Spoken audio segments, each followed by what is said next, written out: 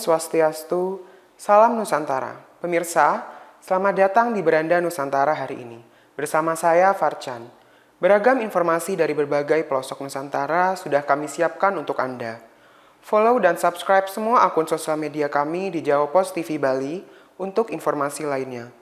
Disiarkan dari studio Jawa Post TV Bali, inilah Beranda Nusantara.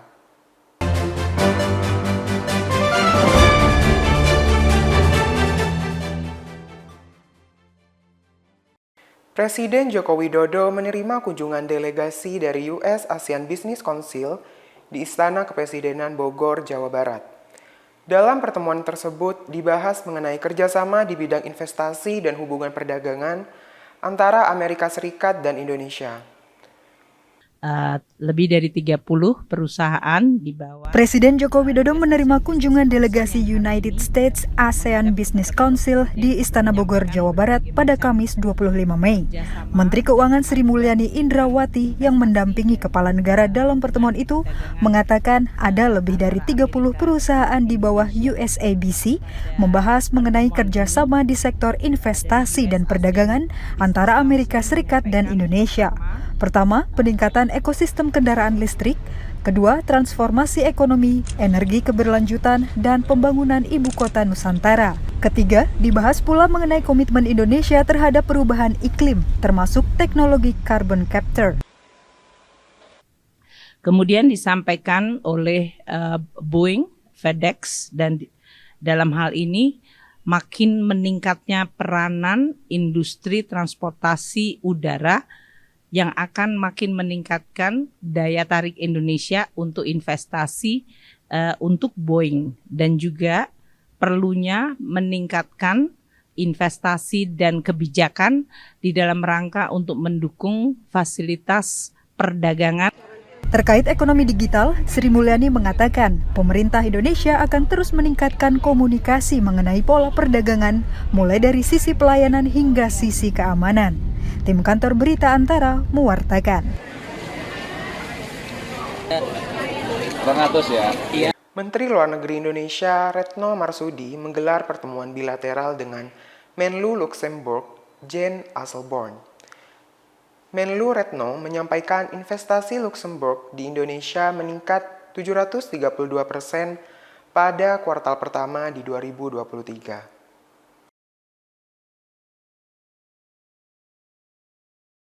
Menteri Luar Negeri Indonesia Retno Marsudi menggelar pertemuan bilateral dengan Menteri Luar Negeri Luxembourg Jean Asselborn di Gedung Pancasila, Kementerian Luar Negeri Jakarta, Kamis 25 Mei.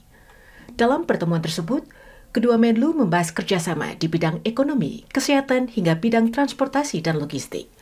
Retno menyampaikan bahwa kerjasama ekonomi antara kedua negara berjalan dengan sangat baik, terbukti dari peningkatan signifikan investasi Luxembourg di Indonesia. I welcome the significant growth of Luxembourg investment to Indonesia, an increase of 732% in the first quarter of 2023 compared to previous year. Trade is also increasing of 15% over the past 5 years. Selain itu, Menteri Luar Negeri Indonesia dan Menlu Luxembourg sependapat bahwa perundingan perjanjian kemitraan ekonomi komprehensif Indonesia-Uni Eropa atau Indonesia-EU CEPA harus segera diselesaikan. Dari Jakarta, Ibnu Zaki, Kantor Berita Antara, mewartakan. Menindaklanjuti Konvensi Tuna Indonesia dan Forum Bisnis Tuna Internasional di kawasan Legian Kuta, Kabupaten Badung, Bali, yang berlangsung pada 24 Mei sampai 25 Mei 2023, pemerintah Provinsi Bali mulai melirik sektor perekonomian yang berbasis kelautan. Terlebih, Bali memiliki komoditas ekspor produk perikanan tuna yang bernilai tinggi.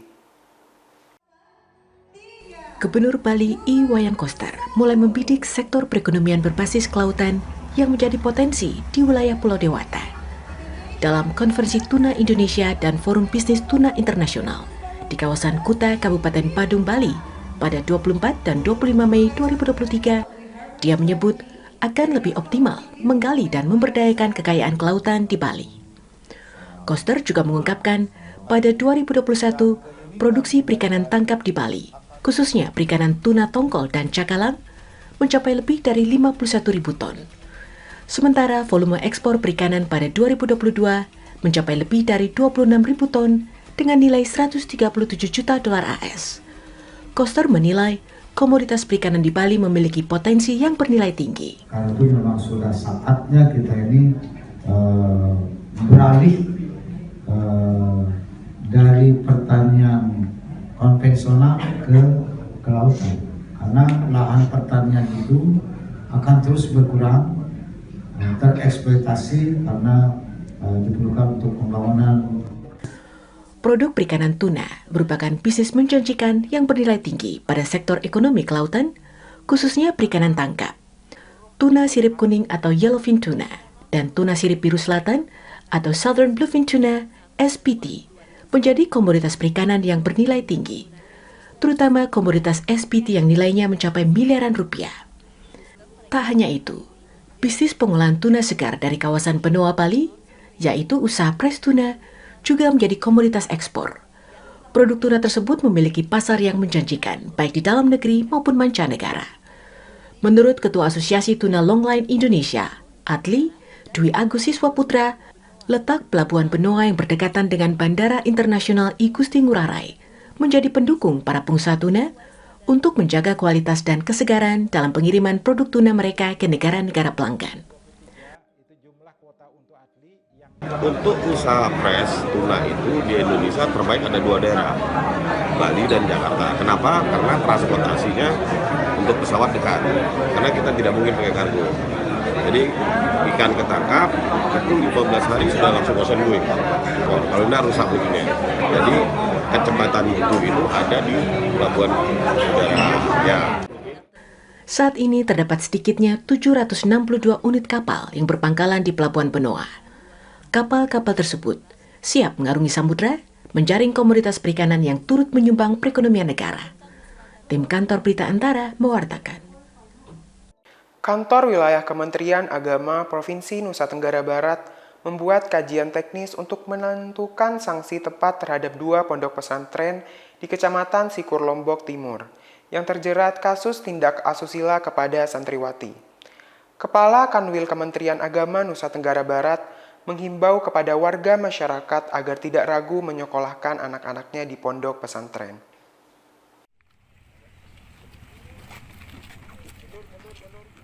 Kasus tindak pidana asusila yang menyeret 2 nama pimpinan pondok pesantren di Kecamatan Sikur, Kabupaten Lombok Timur menjadi perhatian serius Kanwil Kementerian Agama Provinsi Nusa Tenggara Barat. Melalui bidang pendidikan agama dan keagamaan Islam, kajian teknis terhadap 2 ponpes guna menjadi bahan pertimbangan Kemenak Pusat. Hal ini dilakukan untuk menentukan sanksi yang tepat seperti halnya pencabutan izin lembaga pendidikan atau penghentian sementara aktivitas belajar mengajar.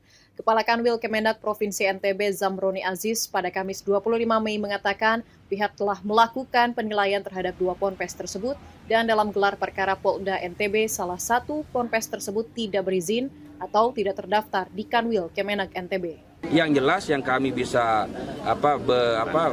pantau, kami bersikap adalah yang ada Albanawa yang di Sikur. Dan tentu ini juga kami sudah ada tim yang kami turunkan bagaimana kemudian tindak lanjut yang bisa kami lakukan. Kami akan koordinasi dengan Kementerian Agama Pusat karena yang menyodorkan atau yang akan menyabut atau menghentikan sementara itu Kementerian Agama Pusat. Berangkat dari temuan kasus ini, Kemenak juga tengah melakukan penilaian terhadap seluruh pondok pesantren di NTB guna memastikan kegiatan pendidikan agama tidak ternodai perilaku buruk dari oknum tenaga pendidiknya. Pemerintah mengimbau masyarakat untuk tetap menaruh kepercayaan kepada institusi pondok pesantren dan tidak ragu menyekolahkan anak-anaknya di pondok pesantren. Dari Mataram, Nusa Tenggara Barat, Kusnandar, Kantor Berita Antara, mewartakan.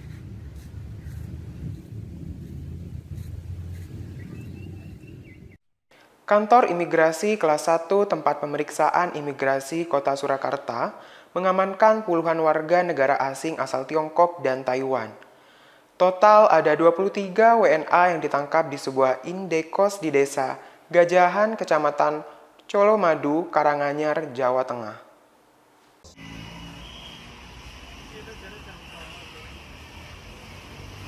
Kantor Imigrasi Kelas 1 TPI Surakarta mengamankan 23 warga negara di Desa Gajahan, Kecamatan Colomadu, Kabupaten Karanganyar, Jawa Tengah.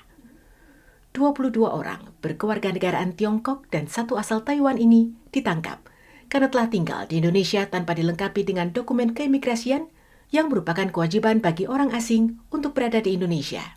Hal ini disampaikan oleh Kepala Divisi Keimigrasian Kanwil Kemenkumham Jateng, Wisnu Darufajar, di Kantor Imigrasi Kelas 1 TPI Surakarta, Kamis 25 Mei. Pengamanan terhadap para WNA ini merupakan tindak lanjut dari pengaduan masyarakat yang curiga akan kehadiran mereka sejak 2 bulan yang lalu. Melakukan pengamanan terhadap 23 orang warga negara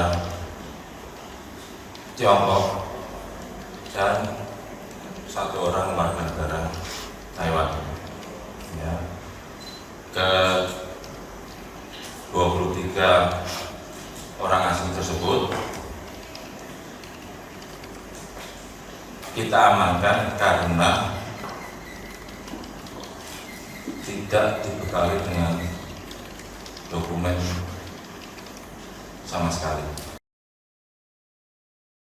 Guna keperluan pemeriksaan lebih lanjut, seluruh warga negara asing ini selanjutnya dibawa ke Kantor Imigrasi Kelas 1 TPI Surakarta. Keterangan dari para WNA akan digunakan sebagai acuan dalam mengambil kebijakan deportasi. Dari Solo, Jawa Tengah, Danika Priani, Kantor Berita Antara, mewartakan. Pemirsa, tetaplah bersama kami di Beranda Nusantara, karena berbagai informasi menarik lainnya akan hadir sesaat lagi.